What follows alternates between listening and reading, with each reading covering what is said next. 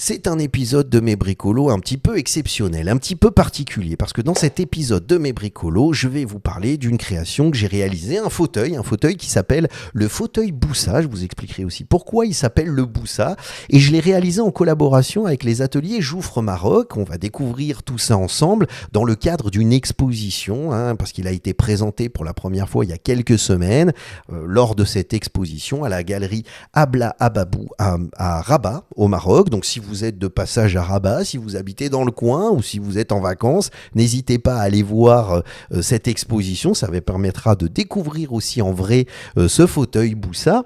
Et c'est vrai que, si vous tombez sur cet épisode pour la première fois ou si vous découvrez cette chaîne pour la première fois, on a l'habitude de se retrouver avec mes bricologistes, c'est comme ça que j'appelle mes abonnés, chaque semaine, chaque mercredi à 17h GMT pour commenter, discuter, échanger sur les dernières actualités de la création, de l'innovation et du design. Mais le design, c'est pas juste une passion pour moi, c'est aussi un métier. C'est un métier que j'exerce depuis plus de 20 ans.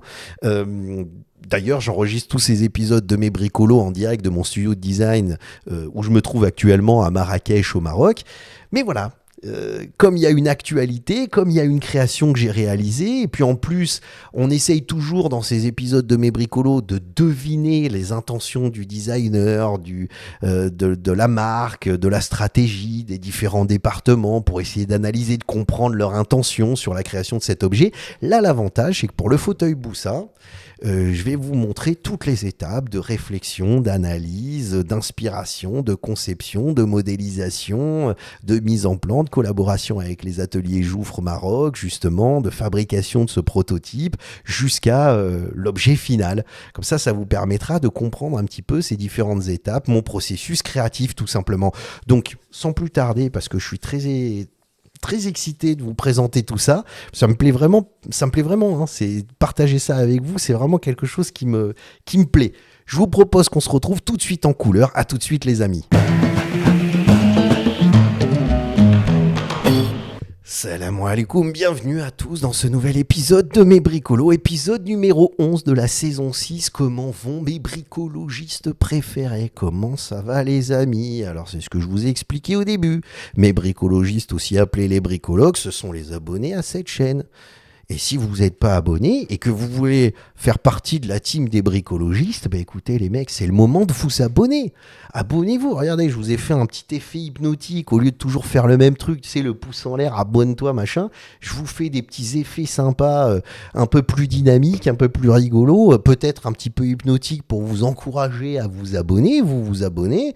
Vous cliquez sur la petite cloche, comme ça vous recevrez une notification à chaque fois que je publie un nouvel épisode de Mes Bricolos. Puis si dans le même élan, vous cliquez sur le petit pouce en l'air et vous me laissez un commentaire, ça me fera super plaisir. Comme je vous l'ai expliqué en introduction, c'est notre petit rituel hebdomadaire. Chaque mercredi à 17h GMT, je publie un nouvel épisode de Mes Bricolos. Et dans ces épisodes de Mes Bricolos, justement, on prend le temps tranquillement de discuter, papoter, commenter, échanger sur les dernières actualités de la création, de l'innovation et du design. Et on fait ça en tournée-montée, comme je le fais maintenant. Il n'y a pas de... Voilà, j'enregistre, j'allume la caméra, je parle, j'ai mes petits trucs là pour passer d'un effet à l'autre. Mais tout ça est monté en direct. Donc c'est aussi pour être le plus authentique possible. C'est ce que je vais essayer de faire dans cet épisode de Mes Bricolos pour vous montrer un petit peu toutes les étapes de réflexion. On va même aller dans des logiciels pour vous montrer ce que j'utilise et comment je modélise. Donc vous allez voir, c'est intéressant. Si vous connaissez pas le métier du design, c'est le moment de découvrir tout ça. Et puis si vous êtes étudiant ou que vous avez c'est le métier que vous voulez faire ou c'est le métier que vous faites, ça vous montrera moi ma façon, mon processus créatif. Et puis c'est souvent ce que j'explique. La temporalité d'un projet de design et c'est pas la même que dans d'autres métiers. Ça prend 6 mois, 1 an, 2 ans. Moi, j'ai travaillé sur des projets qui ont pris 5 ans. Et en plus, on signe des clauses de confidentialité. On peut pas communiquer sur nos projets. Donc, c'est vrai que c'est pour ça que de cette frustration est née l'envie de faire ces épisodes de Mes Bricolos sur des projets, sur des actualités du design, de la création. Et là, aujourd'hui, l'actualité, puisqu'elle n'est pas si vieille que ça. Regardez, cet article a été écrit le 11 novembre 2025. Aujourd'hui, on est le 26 novembre 2025. Donc, c'est pas si y a longtemps que ça. Donc, d'éco actuel, on a parlé. Le voilà, le Boussa. D'ailleurs, photo qui a été prise directement à la galerie Abla Ababou. On voit des créations d'autres designers autour. Donc, Jamil Benani, qui est un ami. On le voit de derrière. Alors, évidemment, souvent, quand des sites internet en parlent, ben voilà, ils en parlent, ils expliquent brièvement, comme généralement ce qui se passe pour d'autres projets, les inspirations, une présentation du designer, et puis ils expliquent un petit peu la collaboration avec Jouf Maroc dans le cadre de cette exposition à la galerie Abla Ababou. Mais là, ce qui est sympa, c'est que comme justement cette collaboration entre Jouffre Maroc et moi-même, ben voilà, ça nous permet vraiment de vous montrer un petit peu les détails, ce qui se cache derrière. Donc si vous allez sur le site de Jouffre Maroc, ben, vous allez découvrir aussi l'objet, toujours pareil, qui explique un petit peu les différentes étapes. Mais je vous conseille d'aller découvrir les ateliers Jouffre, qui sont absolument incroyables, c'est exceptionnel. Ils font des réalisations qui sont absolument magnifiques. Ils ont des ateliers magnifiques à Rabat. Je vous conseille d'aller découvrir les ateliers. Tout est fait à la main. C'est un travail exceptionnel. C'est vraiment magnifique. Donc voilà, c'est quand vous voulez travailler sur des projets, c'est vrai que travailler avec des équipes qui ont un tel savoir-faire, c'est exceptionnel. Donc pour moi, c'était un plaisir parce que ça me donnait l'occasion de vraiment aller loin dans la réflexion de l'objet, d'aller loin dans la conception, d'aller loin dans le travail de ligne, de forme et justement sur la logique même du produit. En fait, finalement, qu'est-ce que c'est qu'un fauteuil ? Alors, on pourrait penser que le fauteuil, tout simplement, est né d'une... C'est comme si vous aviez pris un morceau de canapé, où justement, le canapé, c'est une assise pour plusieurs personnes. Vous prenez un élément, comme ça, vous avez un élément individuel, et vous gardez le confort d'un canapé dans un objet où vous pouvez vous installer tout seul. Voilà, on pourrait penser ça, mais si vous voulez, si on commence à rentrer un petit peu dans le détail et dans la logique, donc j'ai pris quelques fauteuils comme ça, un petit peu de façon aléatoire pour vous expliquer un petit peu le principe, c'est que vous avez deux types de fauteuils. Vous avez le fauteuil sans empiètement et vous avez les fauteuils avec empiètement. Alors moi, je trouve que les fauteuils, personnellement, mais vous voyez, ça permet aussi d'en discuter. Vous me dites dans les commentaires ce que vous en pensez. Mais les fauteuils qui sont sans empiètement, je trouve qu'ils n'ont pas de forme. C'est très tendance actuellement. Je trouve qu'il n'y a pas de forme. Il n'y a pas quelque chose qui vient leur donner une ligne. C'est souvent des formes molles, bien évidemment, avec de la mousse. Je vous dis, actuellement, c'est plutôt tendance, c'est ce qu'on voit assez souvent ces derniers temps, ces dernières années, parce que voilà, on a besoin de retrouver un petit peu cette sensation, ce confort. Alors moi, je dis malheureusement, c'est souvent des objets qui ont été créés avec l'outil informatique, donc on retrouve un peu ces volumes qu'on peut modéliser assez facilement sur des logiciels de modélisation 3D. Mais donc voilà, je suis pas très sensible à ce genre de création dans lequel on a des fauteuils sans empiètement, et aussi parce que sur le plan ergonomique, c'est quand même moins pratique que des fauteuils qui ont des empiètements, parce que ne serait-ce que pour nettoyer ce qu'il y a en dessous, la partie inférieure, et pour pas salir le tissu, parce que là, avec les pieds, le talon de vos chaussures, peu importe, ou quand vous passez l'aspiro, assez vite, cette partie inférieure va être sale, voire même détériorée et abîmée. Donc quand vous créez un objet avec un piétement, c'est vrai que ça le permet de le détacher du sol et de garantir voilà, la pérennité de la partie textile, qui est quand même celle qui s'abîme et qui s'use le plus facilement et le plus rapidement.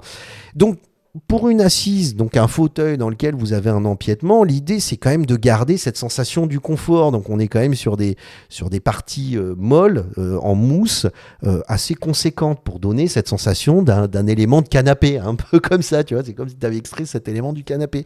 Donc généralement les empiètements font entre 5, 10, 15 cm tout au plus. Je veux dire, quand je dis 15 cm, on est plutôt dans du 10 cm. Parce que sinon, tout de suite, ça vient réduire cette partie supérieure et après, très vite, on arrive à la chaise, puisque la chaise, on est à peu près à 40-45 cm, 46-47 cm. Mais je veux dire, voilà, t'arrives à la chaise avec des empiètements qui sont plus élevés. Donc 10-15 cm, c'est généralement le maximum. Et donc, la ceinture d'assise est assez basse, qui permet d'avoir cette sensation du confort. Mais moi, là où j'ai déplacé un petit peu mon centre d'inspiration, c'est que je me suis inspiré des caftans traditionnels marocains. Alors, le caftan, c'est quoi ? C'est cette tenue traditionnelle. Voilà, c'est cette tenue traditionnelle qu'on retrouve au Maroc, qu'on retrouve partout au Maroc. Alors le caftan, pour vous faire une petite histoire, alors c'est difficile parce que dans la tradition artisanale marocaine, c'est beaucoup, elle se transmet beaucoup par l'oralité, donc on a peu d'écrits, on a peu d'éléments qui nous permettent de savoir un petit peu, de situer les différentes périodes, les différentes évolutions de cette tunique, cette tenue traditionnelle. Mais bon, on dit que c'est dans la période saadienne que vraiment le caftan a pris cette amplitude, a pris cette finition, ce travail très fin, très délicat. Hein. C'est cette période saadienne, donc on est à peu près, je ne veux pas vous dire de bêtises, on est à peu près au XVIe siècle, période saadienne, dynastie saadienne, c'est avant la dynastie Alaoui, qui est la dynastie actuelle marocaine, et la dynastie Alaoui a vraiment encore plus rendu, a encore plus travaillé sur ce caftan, qui est vraiment une tenue traditionnelle marocaine qu'on porte à chaque occasion, que les dames portent à chaque occasion. Donc là, vous avez ce caftan traditionnel, et si vous regardez, c'est que la ceinture est située assez haute, c'est-à-dire en dessous de la poitrine, au-dessus des hanches, et pourtant on a juste un élément de textile, et cet élément de textile est mis en forme par cette ceinture. Alors là, on a une belle ceinture en or traditionnelle aussi, et on voit à quel point, en plus, on a des broderies qui sont magnifiques, on a des couleurs qui sont extraordinaires, mais cette ceinture crée une élégance et crée cette volupté. C'est ça qui est remarquable. Pourtant, c'est un élément qui est assez ample, de tissu, qui est vraiment très ample, que ce soit au niveau des manches, au niveau de la taille, au niveau de la retombée du tissu, mais ça crée une volupté, ça crée une espèce d'objet qui est... Enfin, en tout cas, quand je parle d'objet, je parle de mon fauteuil, mais ça crée une douceur, une beauté, un raffinement qui est assez incroyable. Et c'est vraiment cette ceinture qui est vraiment très serrée au niveau de la taille qui donne cette volupté. Et j'ai voulu retravailler un petit peu cette même logique que le caftan traditionnel. Donc le caftan m'a simplement inspiré une ligne, en fait, si vous voulez. Une logique de ligne et de proportion. Et c'est là où j'ai travaillé sur justement cette ligne d'assise, cette ceinture d'assise que j'ai remontée. Donc elle est bien plus supérieure, enfin elle est bien plus haute que 15 cm, où je l'ai remontée, je l'ai travaillée pour justement donner cette sensation de volupté avec cet effet de matière qu'on retrouve en dessous et qui rend ce fauteuil, qui lui donne cet aspect hyper généreux et confortable et très volumineux, cette espèce de volupté qu'on retrouve un petit peu dans le caftan. Donc le point commun, c'est ça qui est intéressant, c'est que c'est pas, j'ai pas repris, si vous voulez, cette esthétique du caftan littéralement. C'est le principe de ligne et de proportion qui m'a plu. Alors, une fois que j'avais inspiré, donc cette inspiration du caftan avec ce travail de ligne et cette ceinture au-dessus des hanches et en dessous de la poitrine qui crée cette volupté, je suis passé sur l'outil informatique et j'ai commencé à modéliser. Alors bien évidemment, la première chose que j'ai faite, c'est de modéliser, si vous voulez, le travail des pieds. Donc, alors, la modélisation est passée après le travail du dessin. Je ne vais pas vous montrer les éléments de dessin parce que ce sont des croquis que seul moi je comprends. C'est vraiment très, très sommaire. C'est un principe de ligne, un principe de proportion. Et après, très vite, je vais vers la modélisation parce que c'est elle qui me donne la logique de proportion, si c'est valable ou pas, si à l'œil ça fonctionne ou pas. Et donc, j'ai commencé par travailler sur le pied. J'ai travaillé différentes formes de pieds parce que je voulais avoir cette arête qui s'estompe au fur et à mesure. Je voulais retravailler un peu comme ce qu'on a sur les babouches marocaines traditionnelles, c'est-à-dire cette forme en pointe comme ça. Ça lui donnait aussi un aspect plus cossu. Et après, j'ai travaillé donc cette ceinture d'assise que j'ai ouverte, que j'ai écartée, que j'ai dilatée pour donner encore plus cette sensation, cet élément d'ouverture. Et une fois que j'ai travaillé sur ce piétement, sur cette ceinture d'assise et le piétement, et que j'étais content au niveau des proportions, j'ai importé ça sur un autre logiciel où j'ai travaillé plus en détail la partie d'assise avec différents types de placements pour les coutures, le travail des coutures, le travail du pli, un peu la façon dont je voulais donner cette sensation, vous voyez, d'assise qui s'ouvre comme ça. Vous voyez, regardez, hein, d'assise qui s'ouvre, qui donne cette amplitude. Et pour être sûr à peu près des proportions et pour commencer à travailler sur les matériaux, sur les couleurs, etc., je l'ai importé dans un logiciel de rendu 3D, hein, c'est 3ds Max en utilisant le moteur rendu Vray. Là, le logiciel que vous avez vu juste avant, c'est Rhinoceros 3D. Et à partir de là, j'ai voulu commencer à lui donner une texture, lui donner une matière. Alors, c'est relativement sommaire parce que pour moi, le principe, c'était surtout de travailler un petit peu cette logique entre biton, assez graphique, de la partie arrière avec une couleur assez...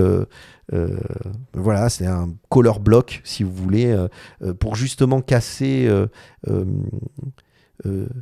cet objet et lui donner encore plus de dynamisme, encore plus, et mettre en avant, quand je dis casser l'objet, c'est encore plus lui attirer le regard vers cette ceinture d'assise, encore plus donner d'importance à cette ceinture d'assise et cette asymétrie.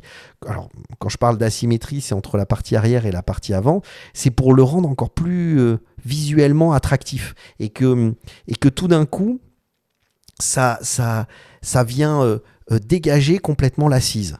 Et malgré cette matière molle et ce travail de mousse de la partie supérieure et inférieure, cette ceinture d'assise devient tout d'un coup visuellement plus importante. Elle accroche beaucoup plus. Alors, je me suis aussi risqué à travailler un petit peu ce qu'on appelle le zouak, c'est-à-dire c'est du travail traditionnel marocain, cette espèce de motif, pour reprendre un petit peu cette logique du motif à la fois qu'on retrouve sur le caftan, mais surtout ce qu'on retrouve au niveau des ceintures traditionnelles, parce que vous avez des ceintures en or, mais vous avez aussi des ceintures qui sont brodées avec du fil d'or ou autre, hein, d'ailleurs. Donc, ce sont et cet élément de ceinture est tellement important que finalement, je voulais aussi retrouver ce travail du motif. Donc, c'est pas quelque chose qu'on a fait sur l'objet final, on pourra le tester plus tard, mais c'est quelque chose que j'ai vraiment envie de faire parce que tout d'un coup ça va dégager encore plus et ça va donner encore sur le plan symbolique encore plus ce travail de la ceinture d'assise. Et donc après on est passé à l'étape de fabrication. Alors juste avant de passer à l'étape de fabrication, c'est vrai qu'il faut faire des plans techniques, et là on rentre un peu plus dans le détail, c'est-à-dire on est sur quand même un travail pour essayer de calculer ces proportions et travailler ce volume général. Donc voilà, on est sur du 80-85 en hauteur d'assise, 80 cm entre chaque élément de piétement. On est sur la ceinture d'assise qui a 30 cm, ce que je vous expliquais, généralement on est entre 10 et 15 cm, là on est quand même 2 fois plus haut. Donc on est aussi sur une assise assez haute, on est sur du 45 cm. Généralement, pour ce qui est des fauteuils, on peut être un peu plus bas, on peut être à 30 cm, 30-35 cm par rapport au sol, mais c'est pas courant au Maroc. On est souvent sur des canapés qui sont assez hauts parce que c'est tout simplement aussi plus ergonomique, c'est plus facile de se relever. Et dans un fauteuil dans lequel on a envie de se lever, de se poser pour bouquiner, c'est vrai que tout d'un coup, si on peut avoir aussi la facilité de se relever cette facilité de se relever et de pouvoir tout simplement sans être écrasé dans son fauteuil et de se relever voilà, c'est quand même plus agréable. Donc c'est aussi pour ça que moi je privilégie généralement sur des fauteuils des hauteurs d'assises à 45-46 cm. Voilà, là j'ai mis 46 cm pour quand même avoir le confort, cette souplesse, parce qu'on vient s'enfoncer dans le fauteuil. Mais voilà, donc l'idée générale, c'est vraiment ça. C'est après de se retrouver un petit peu avec cette sensation, cette ceinture d'assise, ce travail autour de la ligne et de l'idée du confort et du bien-être. Enfin voilà, c'est ça le principe. Et donc, une fois que les plans techniques sont faits, allez, vous voyez là, on est dans les ateliers Jouffre au Maroc, et donc il y a un travail de mousse, de découpe, d'assemblage, de travail, de sculpture, et c'est là où les artisans sont absolument extraordinaires, parce que ce qu'ils font, c'est de la sculpture sur la mousse, quoi, de mousse. C'est pas, on n'est pas sur une assise en mousse injectée, moulée, pas du tout. Là, on est sur de l'assemblage où en fait, ils ont une telle maîtrise des mousses et des différents types de... Alors, chaque couleur est un type de mousse, avec des mousses qui ont plusieurs densités pour vraiment avoir cette sensation du confort. Et les artisans sont capables de savoir exactement quelle mousse placer à quel endroit pour qu'on ait vraiment un confort d'assise, qu'on s'enfonce pas, mais qu'on sente vraiment cette cette douceur d'assise.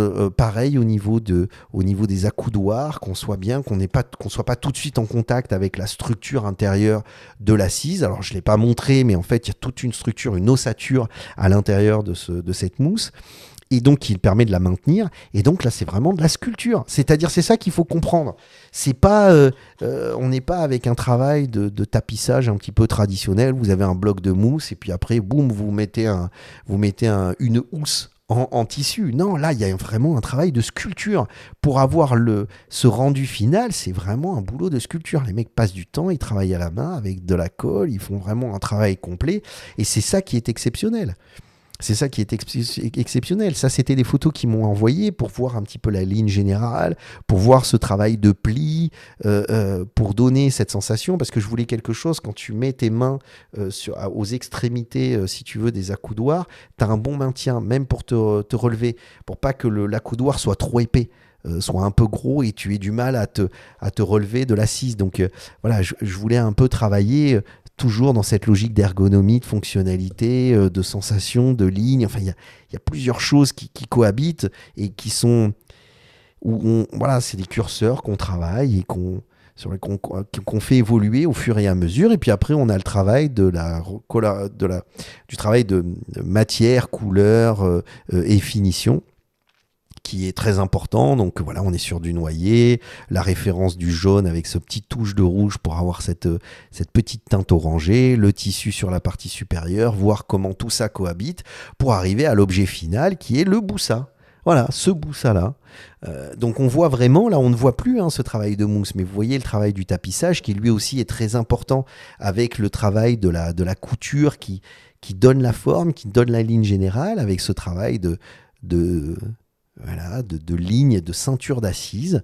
Et quand vous regardez la 3D, qui était le principe, donc la logique, c'est-à-dire la logique générale de l'objet, vraiment qui permet de comprendre l'intention du projet et l'objet final, vous vous rendez compte que les mecs, ils ont fait un travail qui est exceptionnel. Parce que vraiment, c'est... pour arriver à ce niveau entre l'intention et le rendu final, cette proximité entre ce que je voulais faire, la ligne générale, mon dessin, et cet objet final, ça demande beaucoup d'expertise et de travail. Donc les ateliers Jouffre ont fait un super boulot, c'est exceptionnel, c'est vraiment incroyable. Et en même temps, c'est vrai qu'en tant que designer, toutes ces étapes de conception, que ce soit de la modélisation, la mise en plan, etc., sont très importants parce que c'est ce qui permet après aux artisans de travailler et de vraiment aller loin dans ce travail d'exécution.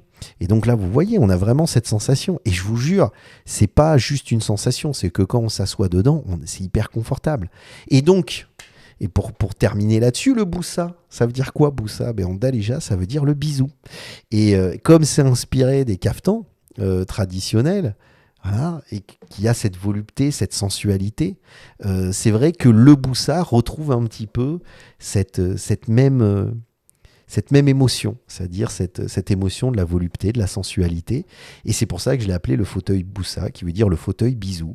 Et voilà, quand on est installé dedans, on peut même replier les jambes, prendre un bon bouquin. Là, on est en hiver, les températures commencent à descendre.